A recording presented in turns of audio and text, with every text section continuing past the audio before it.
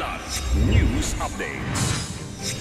Mga balita ngayon, SALN ng mga opisyal masisilip na ng publiko ayon sa Ombudsman. Nagpakalat ng ghost projects, fake news, sasampahan ang kaso ng AFP. 17 senior citizens at PWDs na rescue sa isang unregistered care facility sa Bukidnon. Ako po si Cesar Soriano para ihatid ang mga nangungunang balita sa buong kapuluan.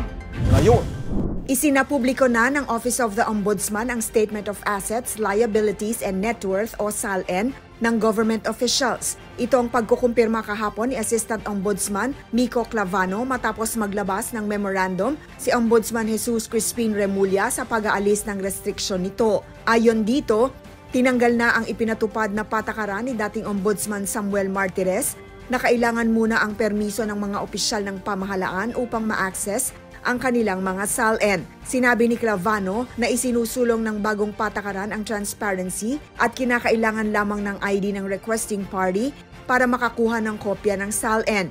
Alinsunod din ito sa Republic Act No. 6713 o the Code of Conduct and Ethical Standards for Public Officials and Employees na inoobliga ang mga opisyal na magsumite ng kanilang tamang SALN. Sakop ng Memorandum Order ang SALN ni Pangulong Ferdinand Marcos Jr., Vice President Sara Duterte, mga mambabatas at mga lokal na opisyal. Bumuelta ang Armed Forces of the Philippines o AFP laban sa mga individual at grupong nagpakalat ng peking ulat tungkol sa 15 billion peso ghost projects mula 2023 hanggang 2025. Inihahanda ng militar ang pagsasampa ng kasong kriminal sa mga nasa likod ng paninira na layong siraan ang kredibilidad ng organisasyon.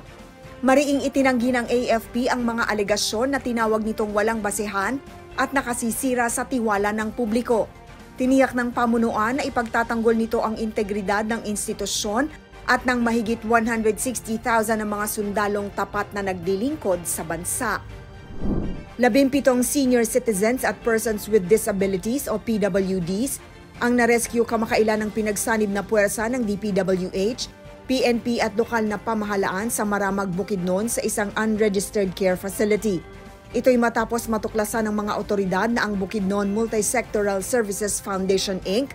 o BUMSSS-EFI ay nag-ooperate ng walang lisensya at hindi nakarehistro sa DSWD. Bukod dito, tumambad din sa pag-iinspeksyon ng mga otoridad ang hindi malinis na mga pasilidad, masisikip na tulugan at kawalan ng mga taong nangangalaga sa kanilang mga kliyente.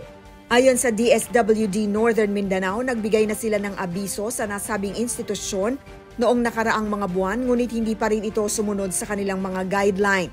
Dahil dito, pinatawan sila ng 30-day suspension para makapag-comply sa mga nasabing patakaran at upang mapabuti at maiayos ang kanilang mga pasilidad.